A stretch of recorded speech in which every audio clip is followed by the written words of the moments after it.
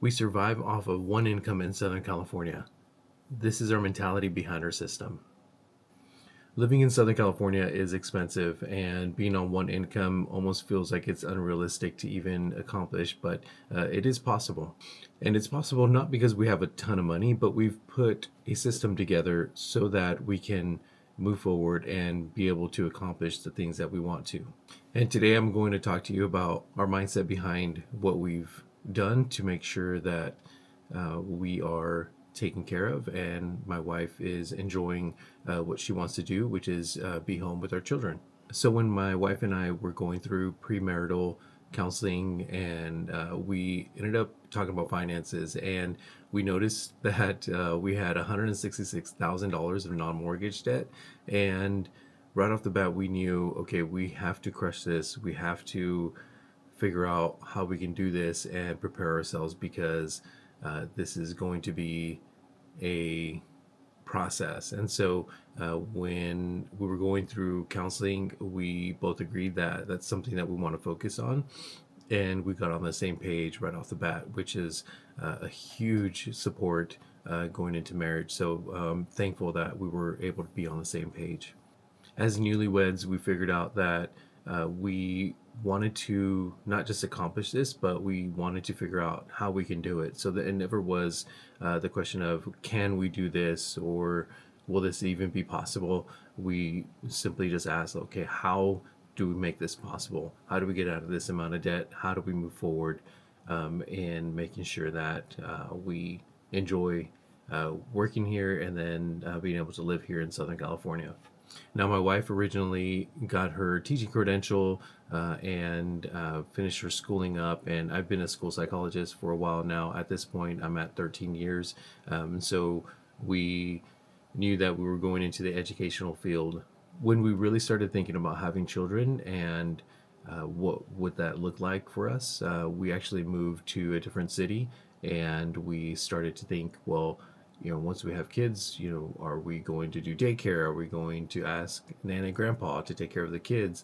And my wife wanted to stay home with the kids and make sure that she was there to take care of them. And so when we had our first, like, she stayed home, and but thankfully we had prepared before having kids financially, and what it looked like to actually just live on one income. And although it was difficult and challenging, and at times I thought, well, this is going to be unrealistic, we ended up pulling it off, because we had done the work of being on the same page and figuring out the numbers and how realistically that would look like once she was at home. And yes, we had to look into the budget and make sure that we were sticking to the budget and making sure we were both on the same page and we were both contributing to the budget, not just me.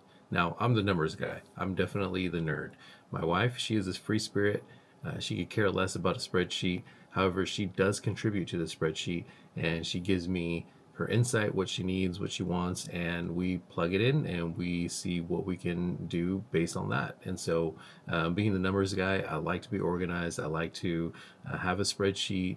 At times, I have multiple spreadsheets, but she is part of the process, and I lead my family in that way, because I'm responsible for it and I enjoy it. Thankfully, my wife is willing to participate, and she has a say in it. So there are some line items that have her name written all over it, and I'm okay with that, because we're on the same page, and thankfully we're able to. Some of the categories that we have, the first one up top is giving. Now, giving comes off the top as first, because as believers, the Bible says to contribute to the local church, and that's what we do. And some may say, well, it's 10%. Some say, well, it's what you can. Some say give from the heart. Some say, well, you have to follow the law or else. I just what we do is simply give what we can, and I hope to increase that as much as possible, not to be at a 10%, but hopefully later on in life be at 30, 40, 50%. Imagine being able to make so much money you can give to your local church. That would be amazing. And so our mentality is not capped at 10%. It's we want to make sure that we're generous people, and we do what we can with the little that we have. And so thankfully, we are able to contribute to the local church. Second category would be fixed essentials, so like housing, utilities, insurance, debt minimum payments. Now, so the second category would be like fixed essentials, like housing, utilities, insurance, and any type of like other payments that we have to do. I do have line items for sole proprietorship items that I have to pay for, and then I also manage the business income similarly to how I run the personal finance. So I keep a spreadsheet for that, and then again, like the line items for the sole prop things like YouTube channel needs, or any other like different endeavors that I'm doing, like building certain software or whatever it is. I categorize those within the personal budget, and that covers category number 4, which is business investments. So that if at any moment I need to pour money into the business, or I'm developing, like I said, a software to then pitch to people, all that is coming within the personal finance. So I'm going to make a line item and make sure that my wife knows, okay, these things are because of what I'm building. And so and because we're on the same page as far as like building things and like creating things, she's okay with me taking money from our personal finance to be able to fund these different avenues. And then we have a category 5, which is everything else. So entertainment, eating out, non-essentials, and we make sure that we have everything that we need, and make sure that we talk about the things that we want. And again, we've been doing this for a long time now. We're at 7 years at this point. So we've been actively on the same page with our finances for the last 7 years. And it's been such a blessing to be able to do that. Now, thankfully, at this point, my school psychology salary takes care of the foundation of our household, and our company, 6719 Solutions, that's what drives the growth. That's what's coming in from our design agency, and we're able to allocate it appropriately.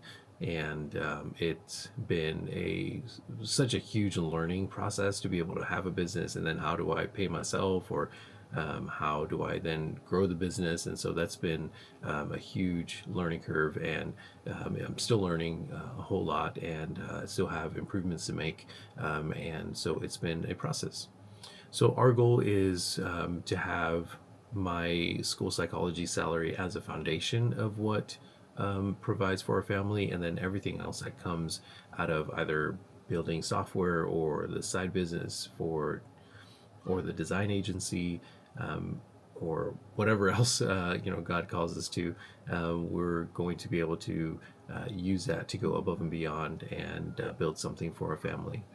Now, you may be thinking, well, that sounds great for you, and that's wonderful. It sounds like it's going well, but really, the first 3.5 to 4 years, we did everything it took to make sure that we got out of debt. And we had multiple jobs at one point.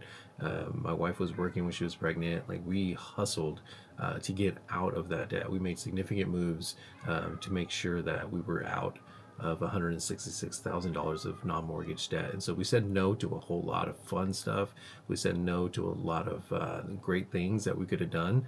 And now we live within our means, and we're able to tackle what's on our next goal line. And so that's been really such an adventure. So looking back, I can't believe that we did that, but we dedicated 4.5 years to just making sure that we got rid of everything. That way we could live within our means, and especially with my wife wanting to be home with the kids. And that has been a game changer. And without getting out of that amount of debt, we would not be able to do that. And so to be able to sit here 7 years, into our marriage, like that's been such a blessing to see her be with the kids. And she gives me text messages. She sends me text messages, we're doing this or we're doing that, going to lunch to Nana and Grandpa's, and spending time at, Old Town, or to hear those things is such a blessing, because I know that we both have worked hard to be able to be in this situation. When I think about what we had to cut in order to make this possible, I look back and we didn't get into any car debt. We don't have a car payment even now. It's super tempting. I love cars. But one thing that we didn't do is get into buying vehicles. And I'm so thankful that we didn't, because it just, the amount of money it takes to buy one basic car is ridiculous. So we didn't get into car debt. We learned to say no. That was another thing that we really embraced, was saying no to fun trips and things that we could have completely fully funded with cash, but we said no to them because we wanted to take that cash and then dump it into the debt. And we said no to trips. We said no to expensive outings with the family, or as a married couple, we were mindful of how much we were going to spend for date nights. We said no to the latest and greatest. I mean, I'm in the tech space, and there's so many things I could have bought. Even now, I'm hesitant to buy things, even though we can. And we just chose to say no, and we cut certain things out. And those were the things that we cut out. That comes to mind right now.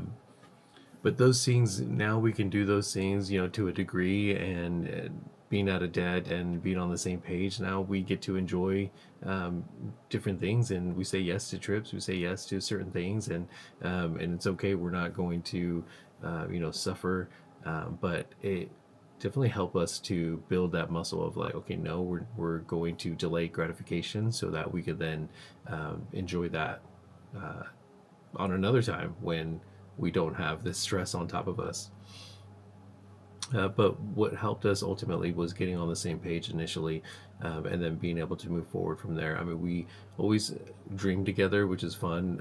We'll say, I want to, or we want to live in this certain area, a certain house, or I want to drive a certain car because I like it, or because it does X, Y, Z. It'd be fun to do this or that, or I'd really like to buy this thing. And so we dream, we set goals, we set visions, and thankfully we have a roadmap that really guides us, and we're able to just follow our map, and that's been a huge blessing to be able to do that. And it's fun. I mean, at the end of the day, these are first world problems in my opinion, but it's fun to be able to attain, to have fun, to go on trips, or stay here or there. But it's just something that we have enjoyed because of the work that we put in early on in our marriage. An encouragement that I would give would be to have a conversation with your wife. Start it off. Even if you're not the nerd, maybe you're the free spirit guy that doesn't like spreadsheets or budgets or anything like that. It's all right. Like, you don't have to be the nerd. But I do think that as men, we do have to lead in this conversation and figure out where we're going to go. What do we want to do with our finances? How are we going to accomplish our goals? Do we have goals? What does that look like? What is our vision? What is our mission? And how can we dream together? And so I highly recommend having this conversation. And if by any chance, if you've been horrible at leading in this way, just simply ask for forgiveness. Say, I'm sorry, I've been horrible. I've been I haven't been the best husband in this area, and but that changes today, and it's okay to say that.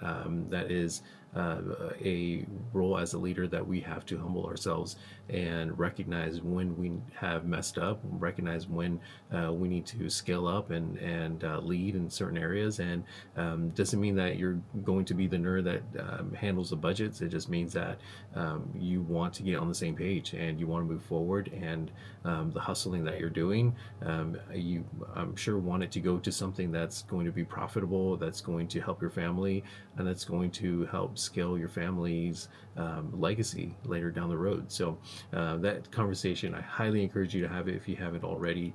And it's way better when you're on the same page building together. So, question of the day: what conversation do you need to have with your wife in order to continue to design legacy for your family?